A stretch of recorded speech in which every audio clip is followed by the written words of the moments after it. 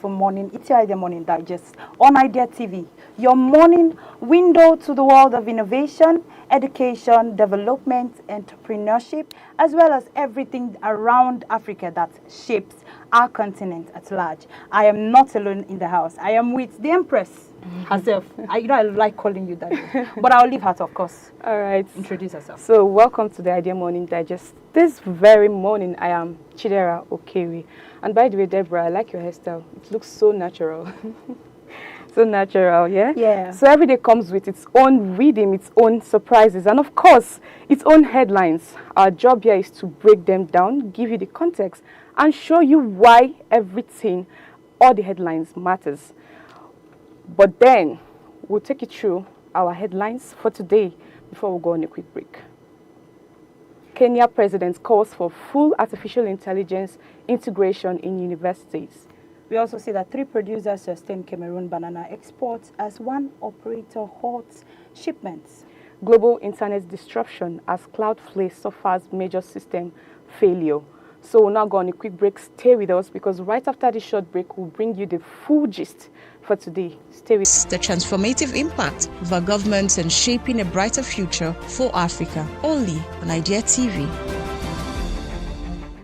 Welcome back. If you're just joining us, this is still the Idea Morning Digest on Idea TV. Before we went on a break, we were going through some headlines that we're talking about today. And the first on the list was Kenyan President William Ruto has called on universities across the country to fully integrate artificial intelligence into teaching, research, and campus operation.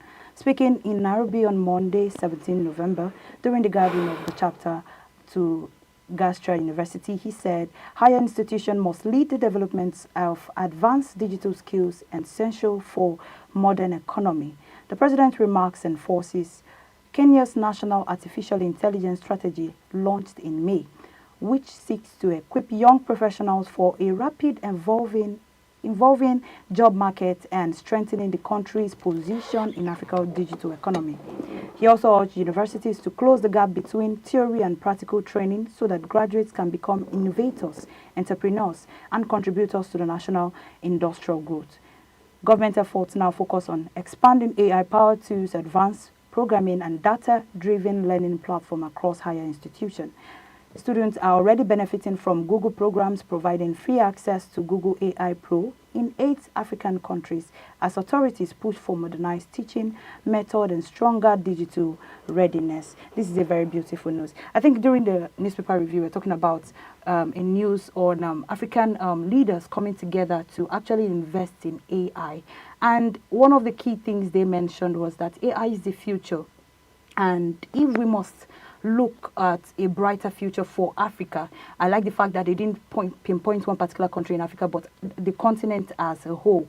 We must be able to invest now so that we don't get into the future and we see that we are investing late. And like I said, if this is integrated into education itself, I want to see the big change that will happen for the in situations where we have students coming out from or graduating from schools without any background knowledge of the computer. There are so many students that will graduate from so many schools. Which we do not want to mention, but we both know. And they would we just find out that most of them do not know anything on the computer, or maybe most of them have not even come across the computer. And I just pray that this particular, reform will be able to spread not just amongst African countries, but also to rural areas in these countries. Meet everybody, not just left for the elites and the elite children alone, but to be able to meet everybody so that everybody can participate in building the future of Africa itself. So yes, Deborah, like you said, I like the fact that Kenya is becoming so zealous about preparing young people for the future. Imagine the president striving so hard, working so hard to see how they will integrate AI in their universities. That is a very big move. And they are not just trying to integrate AI in their universities, but then just as a subject. But then they are also trying to do it in a way that they will see how the school teaches, how they operate, and how they innovate. So I think it is a very good move. And if you check very well, most of the schools, most of the countries that are up, like they are very high when it comes to technology, countries like US, China, South Korea, you see that those countries started from investing heavily in their educational system. So I think this is a good move. But at the same time, these shifts will work perfectly well if the major equipment, major things that are demanded for these things to run free well, like things like computer, adequate training for the lecturers, the tutors, and all of that. If all of these are put in place, it's not just, this AI will not just come as a subject, it will not just come as a subject in the school timetable and all of that, but then it will help to grow, and it will even bring competitions. Yeah. Yes, for those other countries that are not yet integrated. And I like the fact that it is not just theory. If you read through the story, they don't just want the theory Practical aspect, knowledge. they also want practical knowledge of it. So I like the fact that they are trying to grow young people and preparing them for the future. So I think it is a good move. But then we'll now move to our next story. Cameroon's banana exports remained stable in September and October 2025, despite only 3 of the country's 4 active producers engaging in international sales. Industry data from the Banana Association of Cameroon shows that Bow Plantations PLC, now the smallest operator following the rise of Compagnie des Bananas de Mondonai, CDMB, made no exports in both months, with no explanation provided. National exports slipped slightly in September to 22,720 tons, a 0.74% year-on-year decline, before rising sharply in October to 20,062 tons, a 51.5% increase compared to the 13,237 tons recorded in October 2024.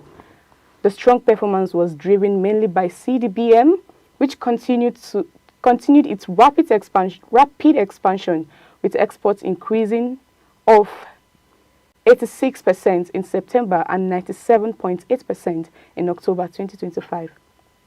CDC, the public agro-industrial company still facing disruption from the Anglophone crisis, also posted export gains of 39.1% and 63.2% over the 2 months. Market leader Plantations de Hunt Penja, PHP, experienced a drop in September exports from 18,193 tons to 15,438 tons, but rebounded in October, with shipments rising to 14,172 tons, up to 43.2% from the same period in 2024. The mixed but overall positive performance of these 3 producers helped set up the absence of BPL during the review period, ensuring stability in one of Cameroon's key export sectors. The banana industry remains dominated by the French group Campagne Fruitier de Marseille, which subsidiaries PHP and CDBM contribute to 70 to 80% of national exports annually, while Europe continues to be the main destination of Cameroon's banana shipments. I like this story. One thing that sits out very well for me in this story is how the remaining 3 sectors, export sectors, managed to pull up, even though one of their primary sectors, exportation sectors, totally went off. Yes, so the remaining ones tried to, maintain their economic growth, ensuring that, in a situation like this, when one of your sectors pull out from exportation, especially when it comes to economy, you expect to see setbacks. But these other companies tried, like the CDMB and the rest, the CDC, they tried to strive and then to see that they maintain their economic growth, they maintain what's their major income in that country. I like that fact. But there's still one big question to this. Why is it that we've not gotten clarity on the reason why the other sector decided to back off? From what we read, we see that there is no proper explanation. There is no explanation yet. But now, we as the observers, we can only suggest possible reasons why they decided to stop importation all of a sudden. Possibilities like production, financial issues, and maybe internal restructuring. So, but still, I think this, I like the fact that they were able to pull up, and I think other countries too should adapt to it. You don't let your weakness to be seen. Let your strength be more than your weakness. So yes, I like what this remaining three exports companies did. So yes, You know, when I look at this particular news, it just reminds me of how Nigeria was trying to help our oil sector on creating more oil factories, and will I say I'm trying to remember the particular name they put on pinpoint to it. Refineries. Thank you very much. Refineries. Now they've been wanting us to create more refineries so that we can be able to meet up to a particular percentage, and we know that of course Dangote cannot do all of it alone. And I now imagine situations like this happens, knowing that Dangote stands like a primary export or a refinery in Nigeria or in Africa. Imagine that happens, or imagine that kind of thing happens. What happens to the economic value of, or the economic attributes of the oil sector? And like you said, this just shows that these people were not only dependent on one particular sector, particular company. I also want to see that this particular country actually diversify its export register. I heard it's only Ethiopia. I want to see it diversify, go beyond Ethiopia, and try to will I say move beyond one particular person or buying and all of that. But like I said, we have been saying, it's good to see that the problem was being solved even before the problem came. And they even increased their exportation this year within the range even of, with the fall from September to October. We see the kind of massive export that they did, despite the fact that one of their major sector stopped exportation. So I think it's a good one for Cameroon. We want to see all of this happening in other countries or countries in the continent. Now moving to the next news, we see that there's a major outage hitting the globe internet on the 18th of November 2025 after Cloudflare, one of the world's largest internet infrastructure providers, suffered a critical system failure beginning at 11:20 Universal Time. The disruption caused millions of users worldwide to experience error message, blocked access to websites, and dependence on Cloudflare network. According to the company's internal findings, the incident began when the routine changed to a database permission system unexpectedly produced an oversized configuration file, which was then automatically distributed across the Cloudflare servers. We see the corrupted file overwhelmed a key software component responsible for routing a global traffic and leading Cloudflare core network to intermittently fail for several hours. Essential service including website protection tools, authentication systems, and application access controls were significantly disrupted. Some internal system mistakenly suggested a possible cyber attack and complicating the early investigation.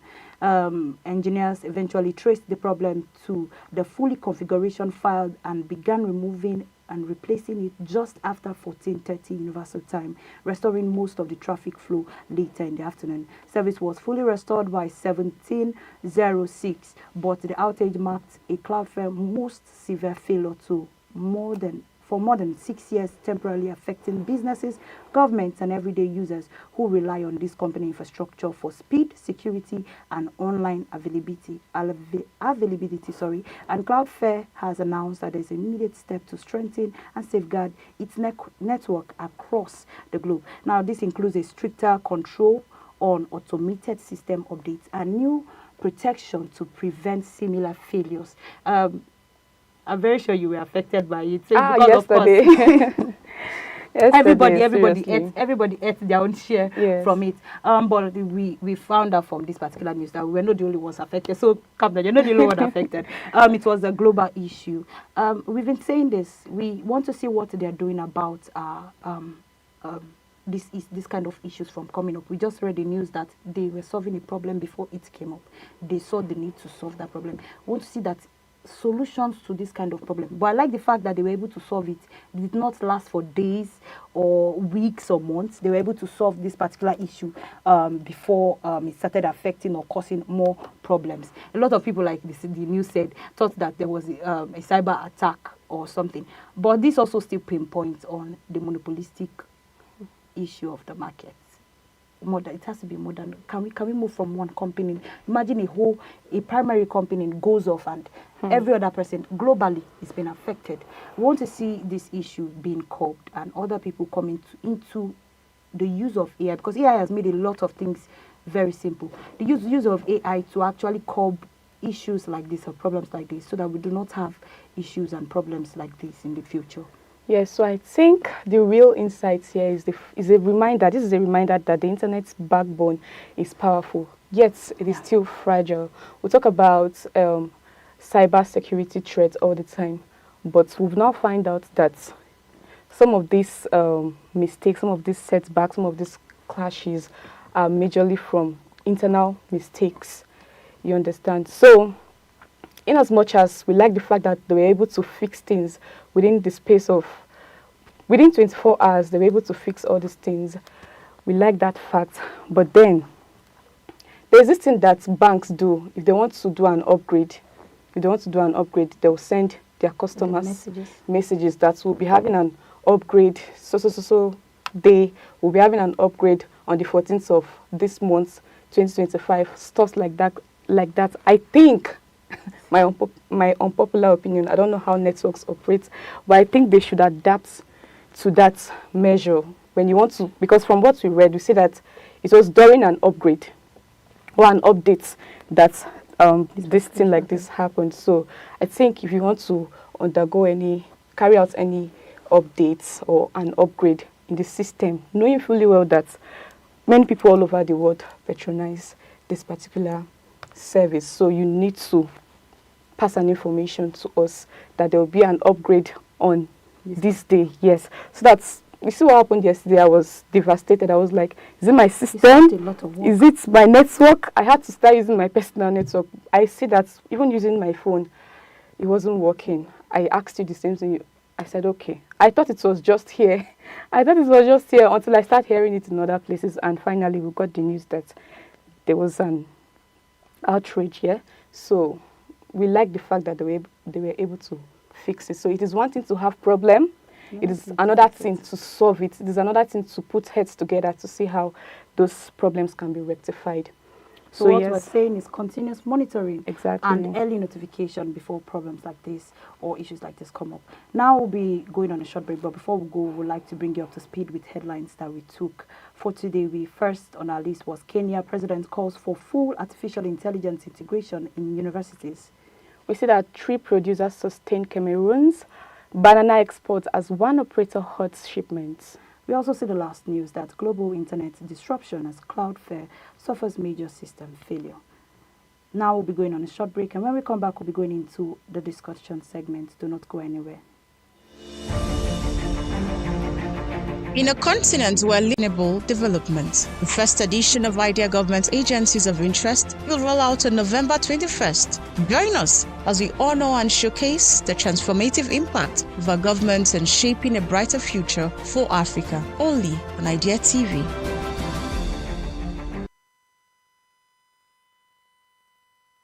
Number 1. Synthetic biology advances.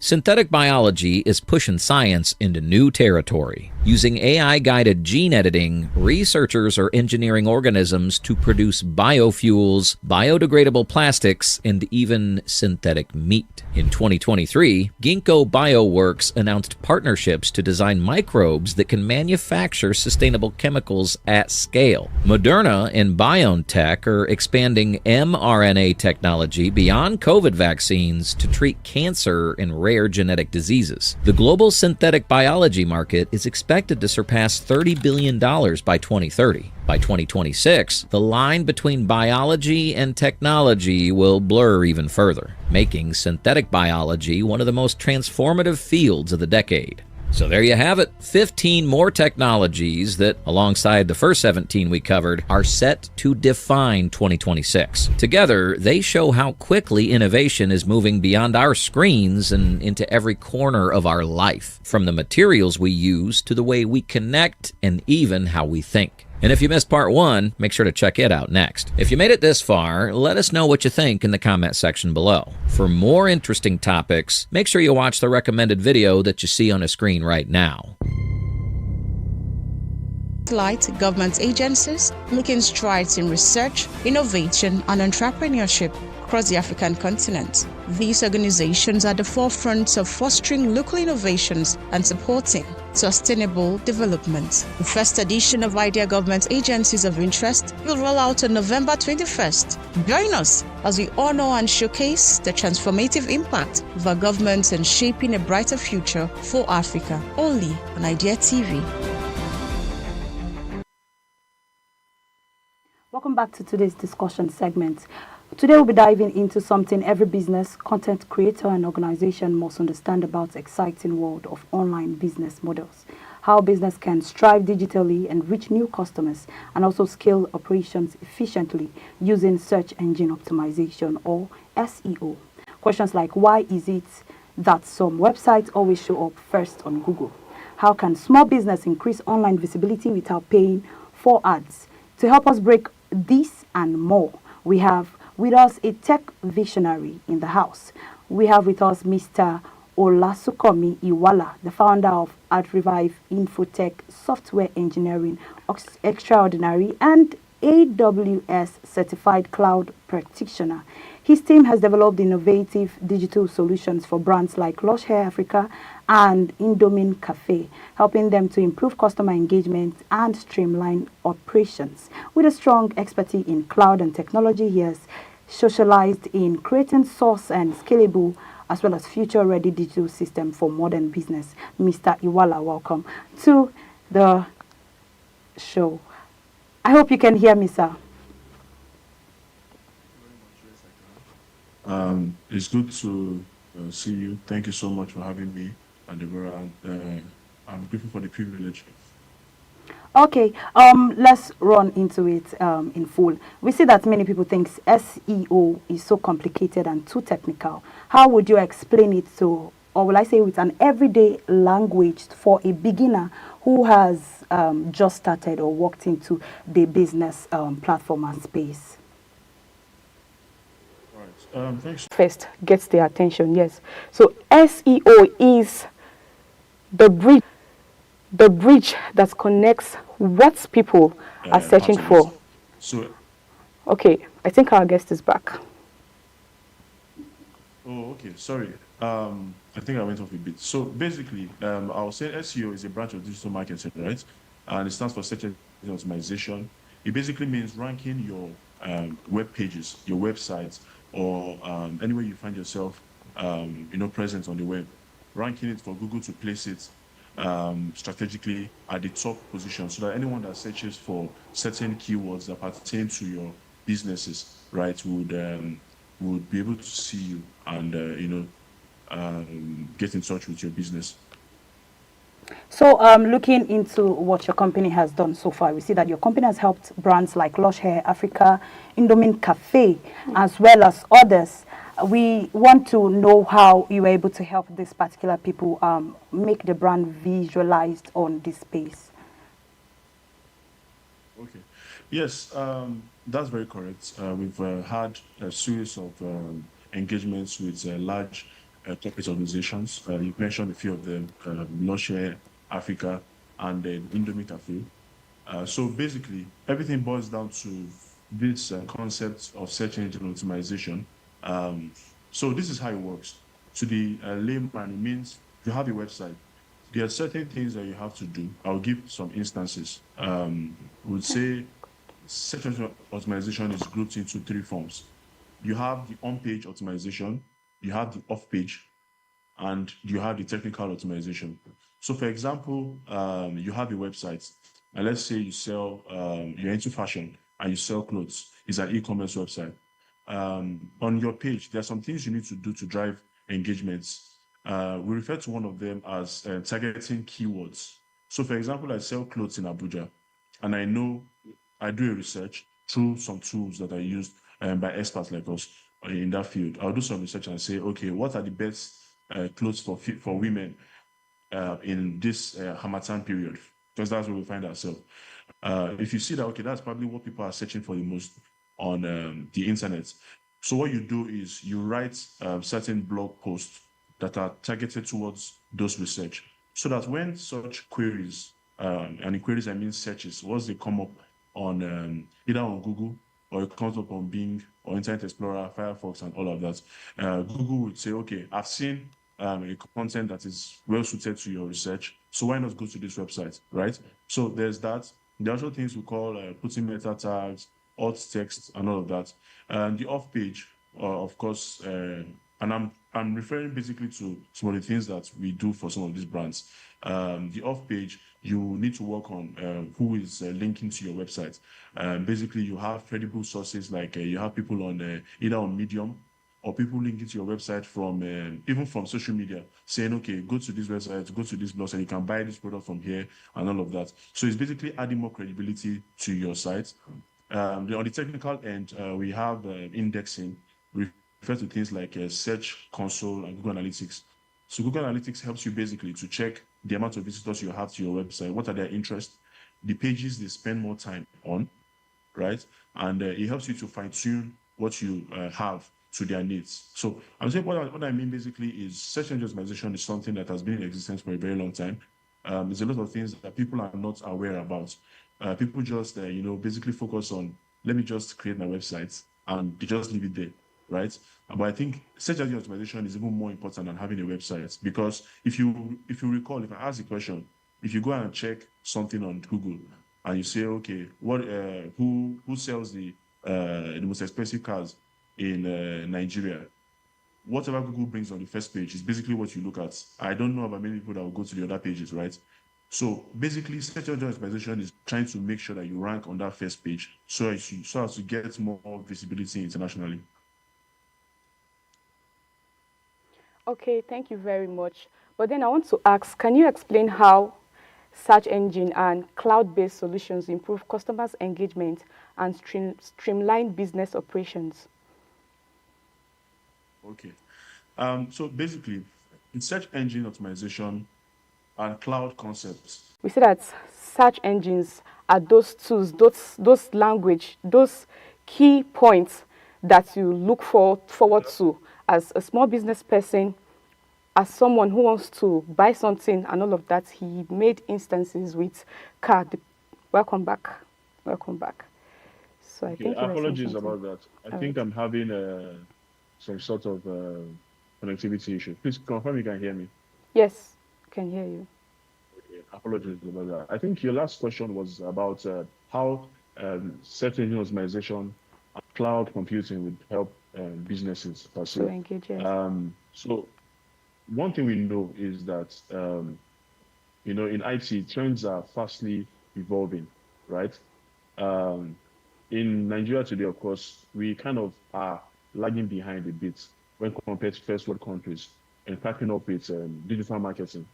So what do I mean? I mean, for example, you have your market woman probably selling foodstuff or selling clothes, trying to spend on marketing so that people can keep seeing our advertisements. SEO is free. The only thing you need is an expert to work on it, right? So these businesses that focus on local engagements can benefit from saying, okay, let me take my business online. I'm trying to have a broader view, right, of people that can engage with my business. And because it's on the website, it has no limit. So someone can be in Russia and can see what you sell, right? You can actually track these people with the tools I mentioned, like Google Analytics. There are more technical aspects to it. Now, when we speak about cloud computing basically businesses that will gain from that are businesses that already use the traditional server. As I said, that's a different concept. So if you have a traditional server or you wish to money that they've not even started making yet, of course, these are the kind of issues. That have been caused.